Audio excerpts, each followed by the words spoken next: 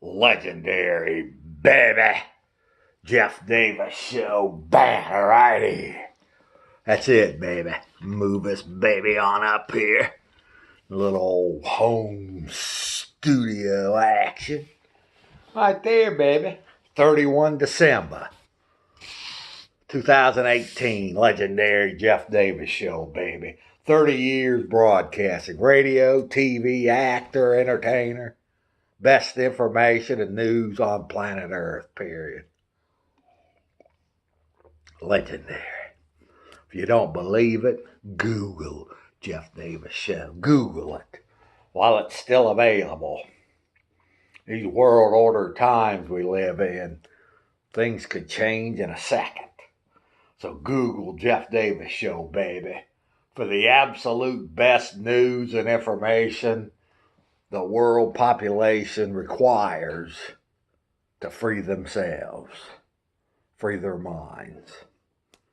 Okay, now today is going to be very important because I'm going to explain something that happened when some of the events that happened when I was running, the times I ran for U.S. Congress here in Austin, Texas. 1990, baby. Actually, 1989, I had been thinking about running for something, like county commissioner or something like this. So it was December of 1989.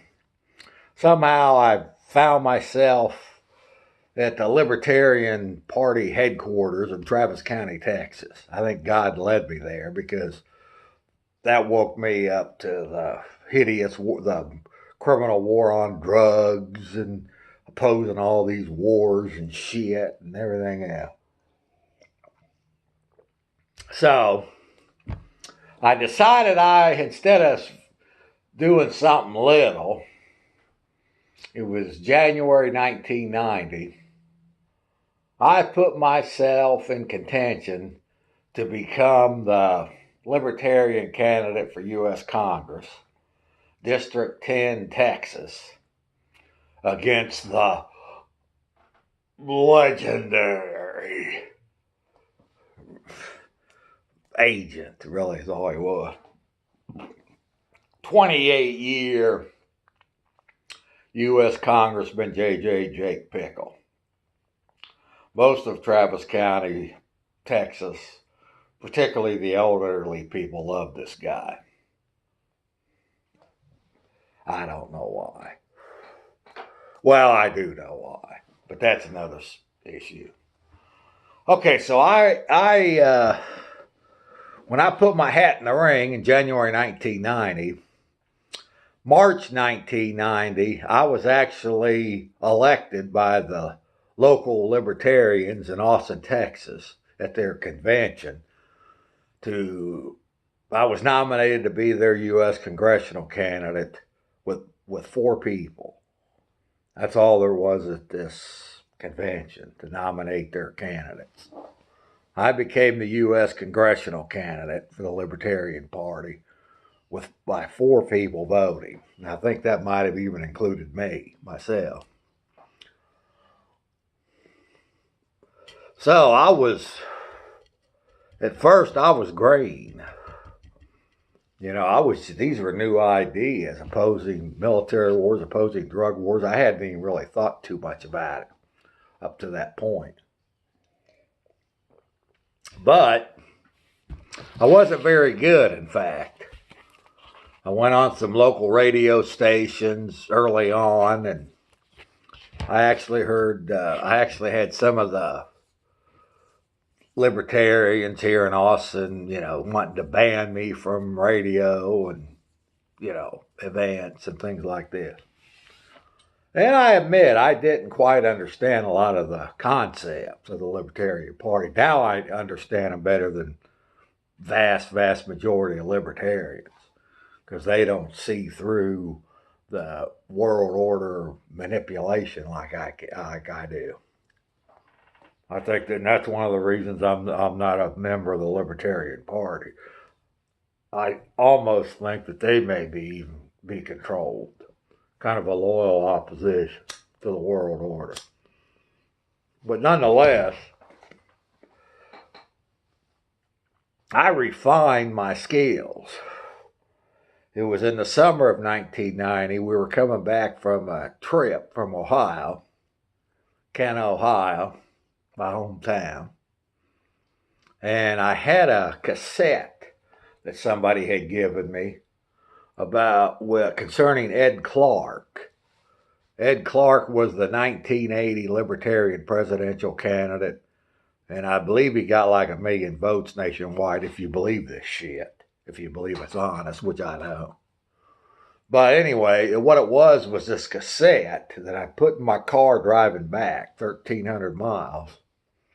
And it was like a 30 question and answer with Ed Clark. And he was pretty good as far as his answers. So what I did was I listened to this over and over and over again. Finally, it started to dawn on, my mind started waking up to it, and by September and October of 1990, I was it, baby. I want to mention that during the campaign, mainly the summertime, no third-party U.S. congressional candidate in Texas at that time, whether Libertarian, Independent, Green Party, Natural Party, whatever, had even gotten 1% of the vote, less than 1%, before 1990. I had people tell me that I was only going to get 10 votes in November of 1990. So things roll along here. And by, like I say, September, October of 1990, I knew I was going to get a lot more than 10 votes. Because during these debates and things that I attended, I actually had people coming up to me, asking me questions and, telling me they were going to vote for me. And then by November, early voting, I was actually at a mall here in Austin with the Republican candidate, David Beilharz, who asked me to endorse him, which I didn't. But I was walking back from a little luncheon we had at this mall, going back to the voters coming in for early voting, to shake their hands, try to get their last minute votes and whatnot. And a woman walked right towards me. And as she walked by me, she said, "I just voted for you." And I'll tell you something, folks, that's quite a feeling. To be 30 years old, a complete political unknown, entering the campaign. Nobody knew who the hell I was. Running in a third party, Libertarian Party, that had gotten less than 1% for every congressional candidate prior to that. I actually had people telling me, "I just voted for you." And that was, I said thank you, but that was almost like, it's like people telling me that they voted for me, the Jeff Davis Show, to represent them in the United States Congress. 30-year-old libertarian, complete political unknown prior to the campaign. So that was nice. Then I had a legendary performance, KLRU debate, KLRU TV studios on the campus of University of Texas, Austin, November 1, 1990. Stole the show. And then November 4th, 1990, the Jeff Davis Show, baby, received 4% of the vote, almost 9,000 votes. And that's if you believe all this shit.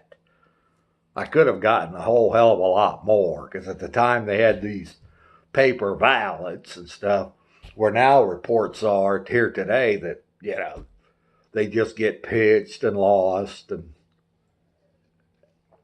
But according to what was provided, almost 9,000 votes.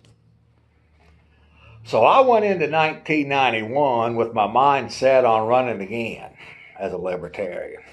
I had name ID. People were recognizing me around the city. And one private meeting I had with a few of the libertarians, they accused me of making anti-Semitic statements, stating that it was, that Jews were behind the international banking system, and Hitler should have killed all Jews and all this shit. This was reported to the Big Cheese newspaper here in Austin, Texas, the Austin American Statesman, front page, city and state. So, my accuser, who turned me into the Statesman, ran in my place. He showed up at the Libertarian Convention in March and probably got four votes like I did in 90. And I didn't show up. I basically resigned from them, and they resigned from me. I felt at the time that really the Libertarian Party was holding me down. And that's why I don't pay that much attention to them today. Because there's just certain things, certain areas and issues that they just won't go. Whether they just don't know, whether it's a controlled thing. But either way, I'm not a member of the Libertarian Party of any sort. National, local,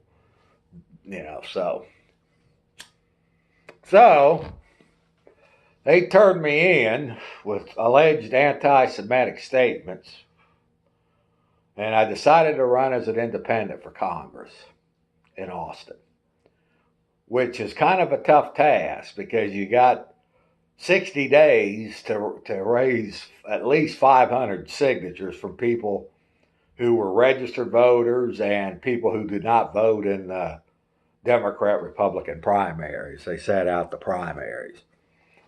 But we had people involved. We ended up turning in 1,100 valid signatures to the Texas the Texas Secretary of State. Qualified the Jeff Davis Show, myself, to be on the November 1992 ballot as an independent candidate for Congress, District 10, Texas. Now, here's probably one of the most interesting things. There was a lot of events during my 3 runs for Congress. But this probably was the most informative and just kind of mind-stilling. It just I didn't know what to think about it. There was a congressional debate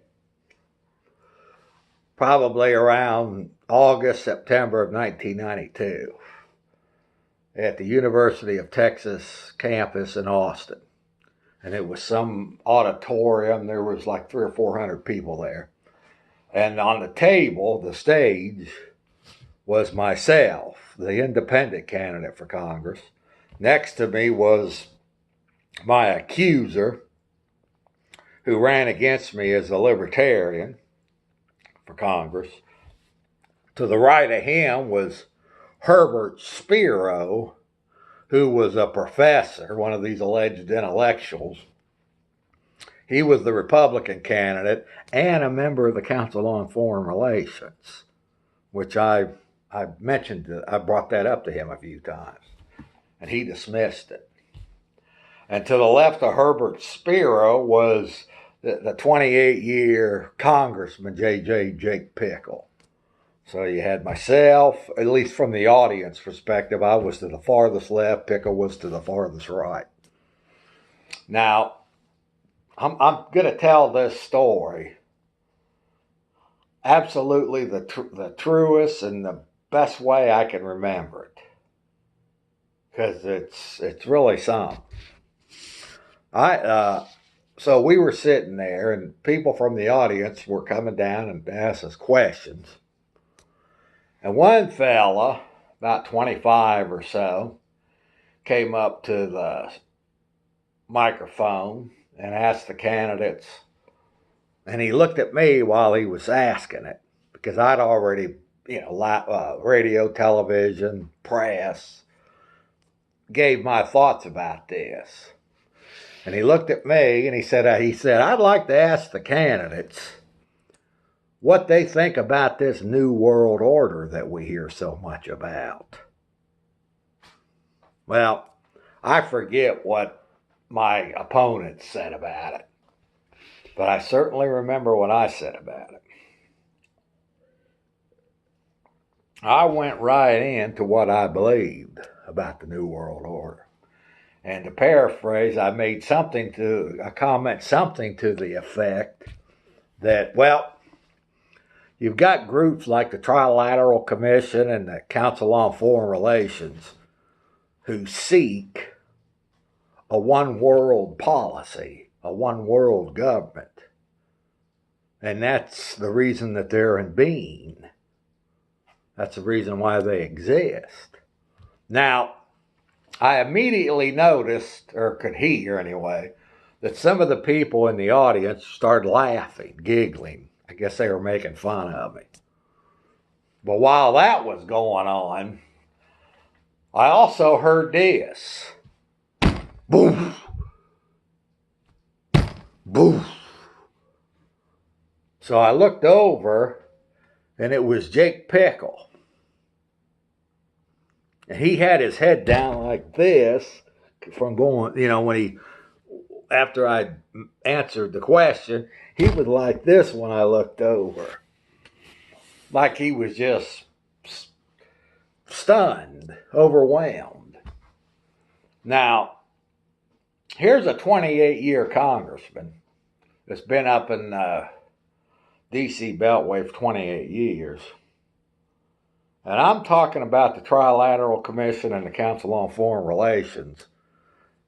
And boof, Jake Pickle just hit the table. Boof.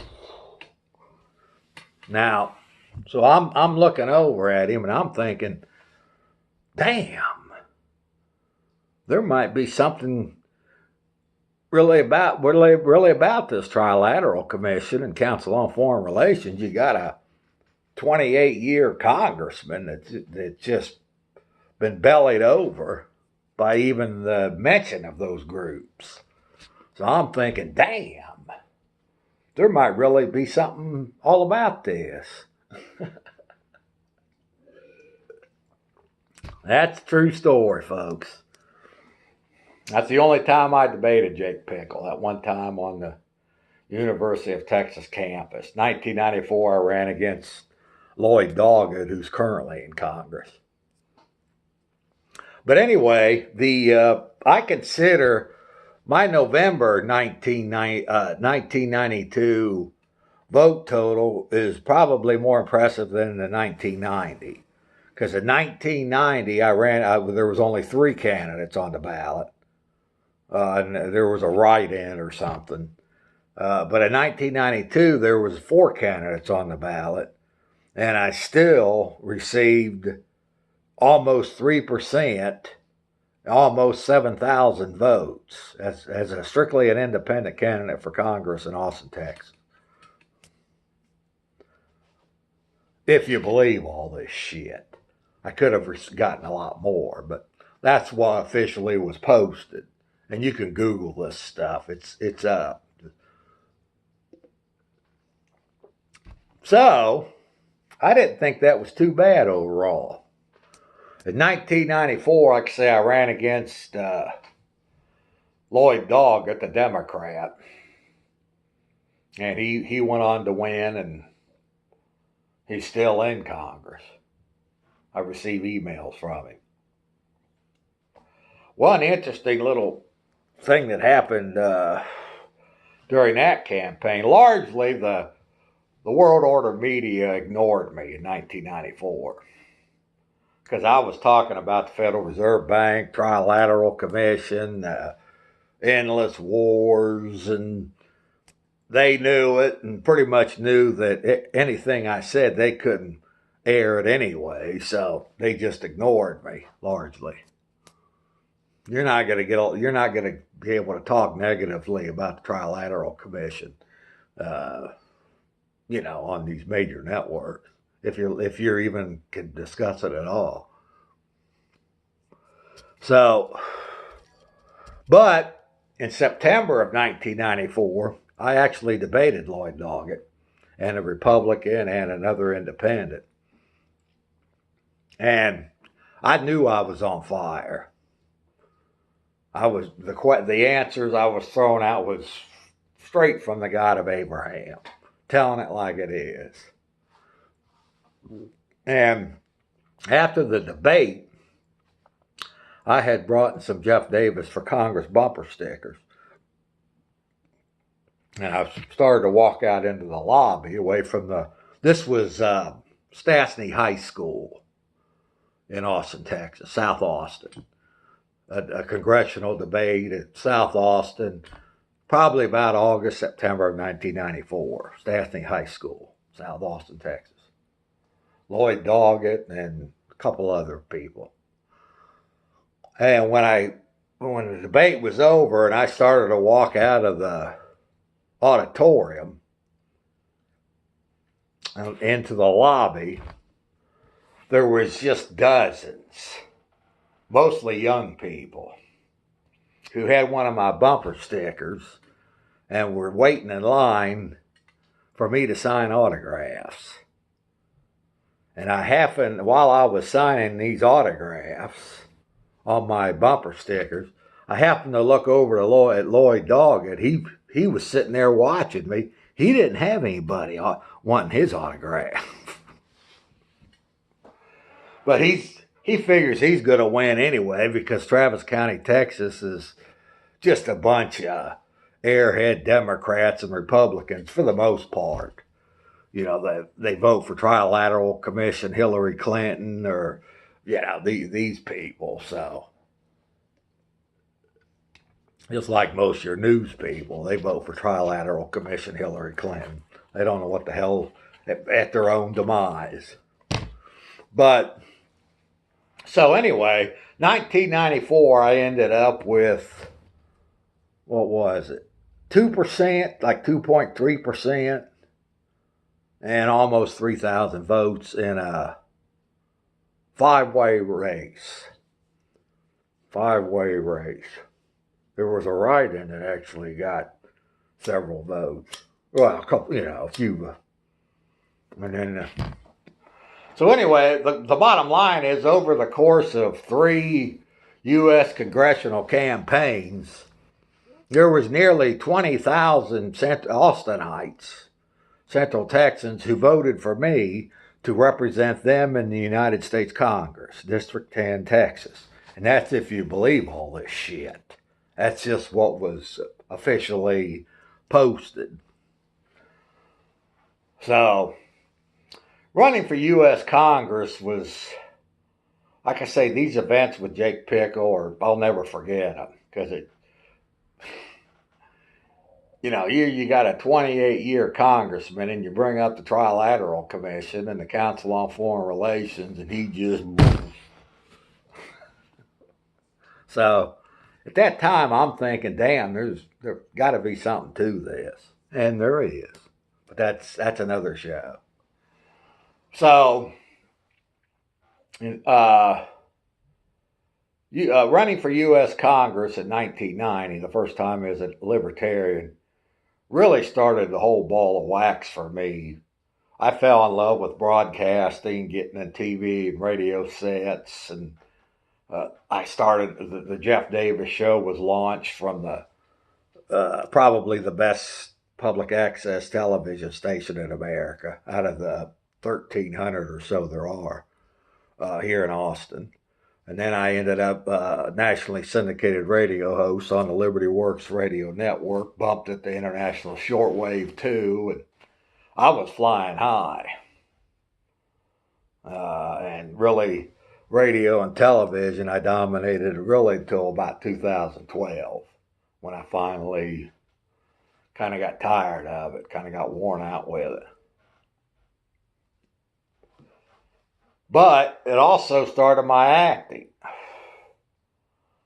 I began my acting career in 2000. I signed with K Hall Talent Agency in Austin, Texas, one of the premier talent agencies. And about 100 acting projects later, and after eligible in 2004, all of this can be contributed to really running for U.S. Congress in 1990 and falling in love with all this stuff and these broadcasts today. I just love this stuff. God, this is one of the things, God intended me to do. So that's basically it, folks. Important information here. Oh, one other thing. Before I forget, I want to answer the Jeff Davis Show Jewish question that I was alleged to make anti-Semitic statements back in 1991. Folks, I don't have a racist bone in my body. The two best bosses I ever had in my life, both private sector and Air Force, were black. I've never had any problems with black people, Hispanics, illegals, or any of them. The problems we've had, and most Texans have, are with Texas cops. That's just a fact. And their drug war, terrorism, and the shit they do down here. Now, as far as the Jewish question, I want to make it perfectly clear. There are some people who claim that the international bankers who run this fucking place are all Jewish. It's a Jewish cabal, Zionism. The Jeff Davis Show is not making that claim and never has. Number one, I don't know. The British royal family, I don't know if they're Jewish. I don't know what they claim to be or who they claim to be. And quite frankly, I don't give a shit. I'm concerned about the things that they're doing to the planet. Same as the Rothschilds. I don't know if they're Jewish. I don't, whatever they claimed or claim to be doesn't matter to me. I probably wouldn't believe it anyway.